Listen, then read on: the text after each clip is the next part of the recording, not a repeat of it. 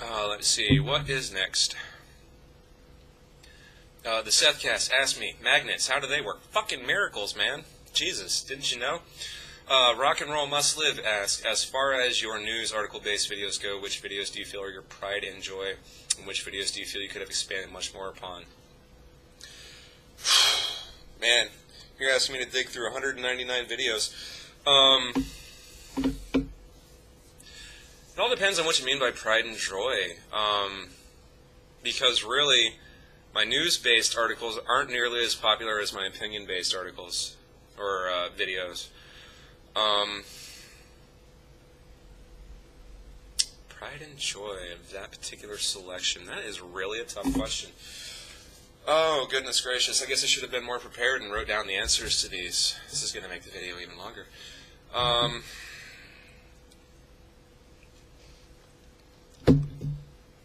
kind of proud on the Osama bin Laden is dead opinions on that statement video. I really think I hit the nail on the head on that one in a lot of different ways.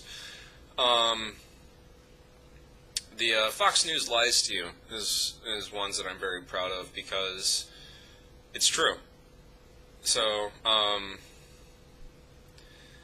which ones do I feel I could have expanded more on? Really lately, one of my more recent People I Wish I Would Go Away videos, I actually wish I did a better job on the Lady Gaga video. Really didn't turn out as well as I wanted it to, and to the point where I may actually take it down and just start it all over again. I don't know. Next question by Saberton Jr. Would you ever send the Team 4-Star video Bald This Way to the Archfiend? If I didn't think someone else probably already had, I probably would, especially in light of the recent videos that he's made. Pardon me. If I didn't think that someone else probably already beat me to the punch, I probably would have done something like that, because I actually found that kind of amusing. Inquisitive Joe asked if I could go back and change anything that I've ever done with this channel. What would it be and why? I gotta be honest, the biggest regret that I come to when I think about this channel is the rant request section. And please don't misunderstand me, let me explain myself. Because when I started it up, I got so many rant requests that there are literally dozens and dozens of requests that have gone unanswered in any way. When this first started, I tried to send messages back to people saying, hey, I'm going to do this, or hey, I'm not going to do this, sorry. And as things spiraled out of control, it just got to the point where I guarantee you there's messages in my inbox here on YouTube that I haven't even looked at that are rant requests. I guarantee you there's at least 40 to 50 rant requests that I at some point in time said, hey, that's a great idea, I'm going to do that, and then got distracted and never actually did it. And now to go back and find the original message in the pile because of YouTube's solely and completely inadequate message organization system, I'll never be able to find them. And so because of the disappointment of the people who asked me a question hoping that I would actually do it, and I never actually got around to it without even telling them why, that would be my number one thing that I kind of wish I had almost never done, even though I understand that it was one of the things that kind of made my channel popular and still kind of makes my channel popular for those of you who know about the rant request system. So, that would be really the biggest thing that I think I've just fucked up on when it comes to this channel. Would definitely be not having a better handle on the rant request or setting some more parameters or something like that. I don't know. I just feel like I really let a lot of people down on that one. Shin-chan 56798 or 56798 asks, what is the thing that I hate the most and how much do I hate it? Ignorance. I fucking hate ignorance. In all of its various forms and levels. And I don't really need to expand on that. I fucking hate ignorance. I really do. And how much do I hate it? Enough to almost want to kill. But not quite. Jay Miller, the Cow Killer, asked me, what do I think of the ultimately stupid Twilight series of books and movies? They hold zero interest for me. It's just another fucking fad. To me, that's what it is. People go, well, they made all these movies and it's been around for this long. How can it be? It's a fucking fad. In 2-3 decades time, nobody will even fucking remember them. Period. Andrew Kelly01 asked me, how do I feel music has evolved over time, and what are your opinions on present trends in music? I think the evolution of music has been fairly predictable in some ways, because there's always some, like, one artist in the that's out there that's doing the next thing before the next thing is there, and then once the next thing happens, everybody fucking copies it and puts their own spin on it and whatnot. If you want to talk about popular music, then I honestly think that the evolution of popular music has not been for the better. But I believe there's a question further on down the list here that will have me address that more thoroughly. So in the interest of time, I'm going to say, I think, like, how, you know, rock music came from jazz music, which came from blues music, and then, you know, rock spawned metal, which, you know, spawned all the different types of metal and stuff like that. And then you have, you know, your other genres and other types of things. I mean, if almost when you step back and look at it from almost like a mathematical point of view, it seems like a logical progression of where we are now from where we came from, for the most part. Boobies Make Me Smile asked me favorite movie. Another really hard question to ask. It really depends on what kind of mood I'm in. Of course, any of the Alien movies. I'm a fanboy. I can't help it. Alien is the shit. But honestly, the list of movies on my channel are my favorite movies. Any one of them could take the top spot on any given day, depending on what kind of mood I'm in. Saberton Jr. once again asked me, what is your opinion on the Mortal Kombat series? Never been a big fan. Honestly, when it came down to it in the original days where it was Mortal Kombat versus Street Fighter, I was on the Street Fighter side of things. I never really cared for Mortal Kombat. I think one of the things that turned me off to it was how complicated some of the fatalities could be. Just inside of sweep range, just outside of sweep range, it's like, how the fuck are you able to judge this shit? If you're good at the game, then and it's natural to you, then rock the fuck on. But to me, that was one of the things that made me just go, too complicated for a fighting game. And that was before the age of 3D fighting games. I kind of gave up on the fighting game genre after Street Fighter 2 Super Tournament Up Your Butt Edition. And I was like, yeah, I'm done. Cool NASCAR guy asks, what is your opinion on today's youth culture and youth culture in general? I must be getting old because I'm not necessarily sure I understand all aspects of today's youth culture. I think the youth culture has always proven to be an important part of any nation or of any developing society, because the youth are the future. You know, sound cliche. Some aspects of youth culture I obviously find annoying because I'm 31 years old. I don't get it. I get that I don't get it, so it's obviously going to annoy me. It's one of the trappings of getting old. You don't think it's going to happen to you, but it fucking will. So, anyway, I can't really voice a very solid opinion on youth culture because I've got too much shit to do in my own life right now to really pay attention to what the kids are doing. I don't have cable. I don't have dish. I don't have satellite. Any TV that I watch on this thing. And so, therefore, I can be very, very selective. And so I don't really get exposed to youth culture all that much because I don't really give a shit about kids in my apartment complex. Sit Down Mr. K asked me, have I ever read one of Carlin's books? No, but it's on my to-do list. It really is. Goat Rules 1 asks, what is your thought on the Columbine shooting and the things everybody blamed for it? Oh, man. You've opened a huge can of worms here, and I'm not going to answer the whole fucking question with the story that I have that pertains to it. But Columbine actually directly affected me. I was in my second senior year of high school when Columbine happened, and let's just say I could have been mistaken for one of the Columbine shooters at that time due to appearance. And by sheer fucking coincidence, I wore a KMFDM shirt and my big black trench coat to school the very next day after the Columbine shootings. You can imagine, it didn't go very well for me. So I have nothing but negative opinions on the aftermath of the Columbine shootings. But that is probably due to personal experience. Inquisitive Joe asks me, is it okay if I have a man crush on me? Yeah, it's okay.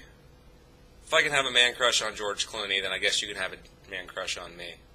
Did I just say that? I don't think I did. Anyway, the next question, Mr. Shock and Awesome says, what is your view on the current state of the video game industry? Hey, wow, we're on the last page of questions. Holy shit. Some things I like, some things I don't like. Motion control makes me sick. I guess I'm a video game purist, a video game altruist. Give me a controller. Give me a fucking controller in my hand, not some stupid wand to point at the fucking screen. I'm not impressed. I'm not entertained. When it comes to motion control, be it Sony Move, Wii, or Xbox Kinect, throw it the fuck out as far as I'm concerned. I don't give a shit. Awesome moneymaker to get more families into the video gaming industry, but the problem with that is now we have to put up with more fucking family games, and the people that consider themselves hardcore gamers hate having to weed through all this shit when looking for the good games. On the other hand, the good games are getting really fucking good. So, I have a very split opinion on the video game industry. I like how the hardcore games are getting more and more hardcore, and I hate how the family gaming industry is just kind of pushing in, because I can see more and more issues with violent video games and this, that, and the other cropping up in the future. It seems inevitable to me. So, although California Supreme Court, or the Supreme Court beat down that California game ban, as I've talked about before, fucking yeah, Supreme Court, one of the best decisions you've ever made. Fuck California's game ban. Alright. Beautiful Techno, what is your favorite band of all time outside of the metal genre? That's a tough one. No, it's not. Clutch. Clutch is my favorite non-metal band. I love Clutch. Neil Fallon, you're a fucking beast. Within the metal genre, hard fucking call. Strapping Young Lad, maybe, depending on what day. Viljarta, the band that I can't fucking pronounce because I'm not Swedish or Finnish or whatever the fuck country they come from. ProCritic09 asks a rather potent question, actually. It says, have you ever blocked anyone? Yes, I have. If so, who, when, and why? If not, do you have a moral objection to blocking? No, I don't really have a moral objection to blocking. I myself will use it as an absolute last fucking resort, or only to prove a point. My first real foray into the blocking scene here on YouTube came when I put out my video about being kicked out of a video gaming clan that was entitled Kicked Out, Oh Noes, Lulls Ensue. And when I posted that video, members of the clan from which I had been so unceremoniously removed, well, actually, I left when they were trying to remove me. Whatever. You can't fire me. I quit. Whatever. Some of the clan members popped up and started posting, trollish comments and got into an argument. I believe at one point I even said, hey, watch this. You're so content on trolling me right now that if I block you, you'll create a whole other name just to come and troll me some more. And it happened like 2 or 3 times. I kept blocking, like, here, I'll do it again, just to prove my fucking point. Block. Here they come again. So I've blocked a couple of, 2 or 3 people like that. They were former clanmates to whom I was trying to prove a point, and no matter how many times I proved the point, it didn't get through. And then occasionally, basically, otherwise, I've kind of addressed my points on this. I won't block you until you prove that you're going to be an unreasonable fucking cunt with absolutely nothing to contribute to the conversation. If someone pops up trolling, racist, ignorant, sexist, retarded, stupid fucking comments on one of my video and refuses to listen to reason, blocked. Why? Because you don't contribute anything to the conversation. Go ahead and watch my videos, but you don't need to fucking speak. So no, I don't really have a moral objection to blocking. I just believe everyone really has a chance to voice their opinion, and even if their opinion is ignorant, which I fucking hate, I will give them a chance to correct themselves. If they insist on being an ignorant fucking reject, then blockhammer comes down. But only as an absolute last fucking resort, because I believe everyone has the right to voice their opinion. In your opinion, how do you feel that you've progressed as a YouTuber from the first time to now? Do you have any tips for up-and-coming YouTubers and how to make a good video? And that was asked by guitarist and the GUI, or Ghoul, however that. I think I've progressed fairly well in that I've learned things about the site, how to interact with the people on the site, and what people enjoy watching and what they don't as it pertains to my style of video or the style of video that I do. I can't really say it's my style of video. The style of video that I do and how people react to it, what they enjoy, what they don't enjoy, I think I've done a good job of picking up on that and giving the people what entertains them, because that's the whole point of doing something like this, is to entertain people while getting my opinions across. Tips for up-and-coming YouTubers, I can really only give advice in the style of video that I do, because this is what I do, and this is what I had the most experience with. A level of eloquence is required. I hate to sound pompous, but a level of eloquence is required. To gain people's attention and to have them want to keep listening to you, you have to be decent at public speaking. You have to be able to string coherent thought together, which I know I seem to have trouble with sometimes, but I guess it's one of my little charms. You need to be able to make your point, back up your point, and be entertaining while you do it. And these are the things that a lot of people seem to have trouble with, is not only the eloquence, but you have to be entertaining while you do it. Because if you're not entertaining, it doesn't matter how important or potent your message is, people are going to not want to listen to it to the end if they're not entertained at the same time. So you have to find a really good mix between entertainment, content, and longevity.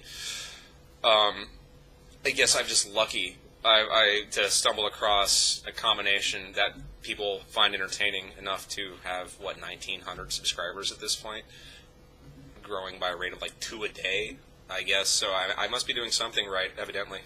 Don't be afraid to ask advice from other YouTubers, and don't be afraid to ask advice from your viewers. Don't be afraid to ask them what is it that you want to see, and just have fun. Well, have fun with what you're doing, because if you're having fun, that will come across, and people will have fun watching it. That's pretty much all I can really say about all that. So, yeah, next question. CyberCarnage27 has asked, if you could bring anyone back from the dead to meet or hang out with, who would it be and why? I never have had an easier answer to any question. Nikolai Tesla. Nikolai fucking Tesla. Why? I want to know how the fucking Tesla coil works. I want to know how to build an actual working Tesla coil, and I want to know, like, I'm sorry, I probably just made myself sound really fucking ignorant. Anybody of you know anything about Tesla, basically, he discovered things about energy distribution, and just so many things like that, that when he died, he took so much knowledge with him that just, I want to talk to Tesla. I don't mean the fucking band, I mean the man. I want to fucking talk to Tesla. I want to crack that guy's skull. And I don't mean physically, I mean mentally. I want to peek inside and see what was going on in there. The man was a fucking genius. He could have solved so many fucking problems for our world if his technologies hadn't been repressed. We're down to the last 4 here. Saberton Jr. asked me, what's my opinion on the 1990s? That's a hard question to ask, man, because that was my from the age of 10 to 20 in the 1990s, so that was a really formative time for me, and there was so much shit going on in my life that it was really hard to really pay attention to everything else that was going on. I think it was definitely one of the more tumultuous times for American government, for sure.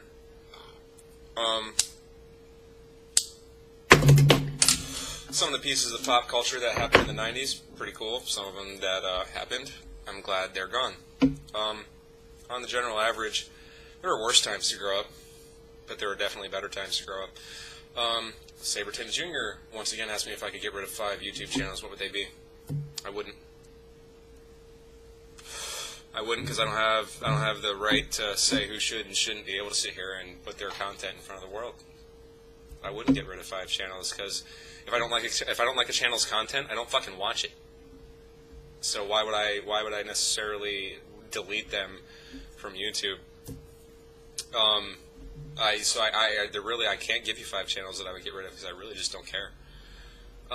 If I don't like it, I don't watch it.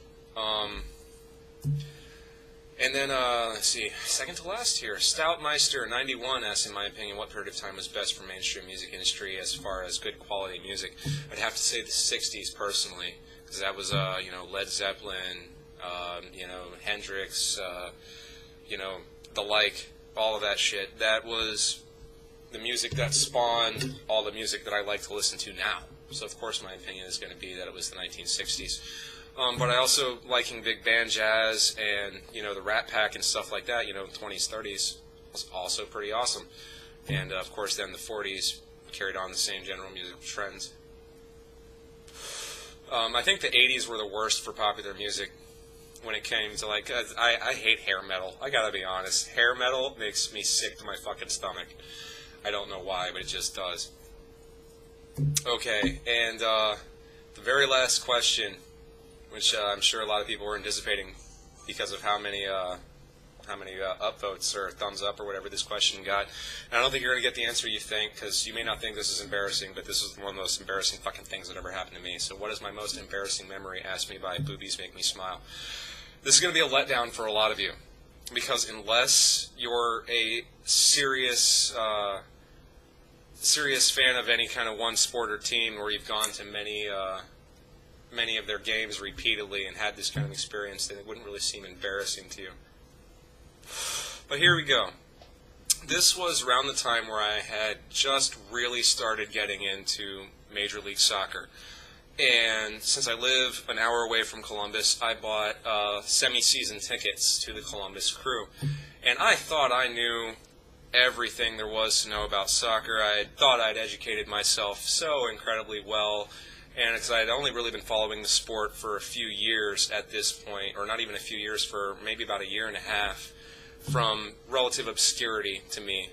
I knew nothing about the sport. I worked at a sports bar, got to be friends with my buddy Alex, who pretty much showed me, he's like, dude, you don't know about soccer? Dude, you're fucking missing out. And turned me on to the game. And so 9 months, a year later, I have my semi-season tickets in hand, and I've been to about a half a dozen, 7 or 8 games at this point in time, and I'm sitting in the stands, and I'm relatively close to the field, and as some of you guys might imagine, I'm a loudmouth at a game. I love to holler to the field, and normally it's pretty amusing stuff, the stuff that I holler out. The people around me kind of look over their shoulders and just chuckle, like, yeah, that's pretty funny, stuff like that. But in this one particular instance, where the team, the opposing team, is down by the Columbus Crew's goal, and I'm sitting towards the Columbus Crew goal end of the field, only about 10, 12 rows up from the sideline. And I think it was, I gotta be honest, I think it was Toronto. It was the Toronto FC that Columbus was playing that day, and Toronto FC lines up for a throw-in, and basically, this is going to be kind of hard to describe, because if you don't know the rules of soccer's offside, this won't make any sense to you. But basically, one of the Toronto FC players was closer to the goal than the line of Columbus defenders. Now, in normal circumstances, this is known as offsides. If you're behind the defense when they try to pass you the ball, it's known as offsides. But much to my amazement at the time, the Toronto FC player threw the ball to the other Toronto FC player who was offsides. They knock it into the box and score a goal. And I'm sitting there screaming at the top of my lungs, he was offsides! He was offsides! What the flying fuck? He was offsides! Now, those of you European watchers and those of you who are fans of soccer and know the rules of soccer are probably face-palming already. But here's the worst fucking part is every single person in the section of this is what it felt like. At least everyone within 5 people in any direction of me all turn around and look at me with that I can't fucking believe you face. And it's a 9-year-old boy sitting on the bench in front of me who turns around, looks at me like I'm a fucking idiot and goes, "There's no offsides on a throw-in, dude."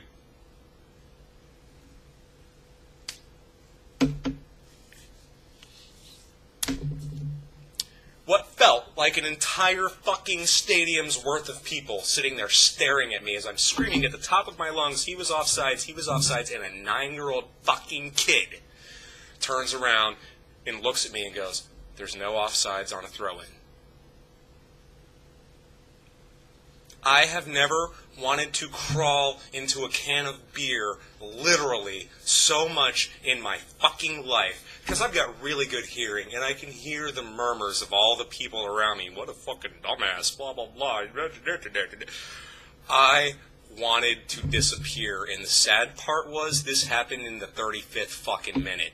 I had another, 55 minutes of fucking game to sit through around these people. I'll tell you what, I didn't say another fucking word the entire fucking game. I just sat there drinking my beer, feeling about this fucking big, because a 9-year-old kid basically turned around and verbally kicked me in the fucking nuts, slapped me in the face, and then pissed down my fucking nostrils. I felt fucking humiliated. The worst part was, as we were leaving, 2 of the people that were sitting next to me patted me on the shoulder as they passed me and laughed. Utter fucking humiliation for anyone who calls himself a fan of the fucking game. That is my most embarrassing memory. I know some of you are thinking that I got off light, but some of you UK guys, some of you European guys, I think you know. I think you know. I'm Ranting Ramsay. This has been my 200th video upload special.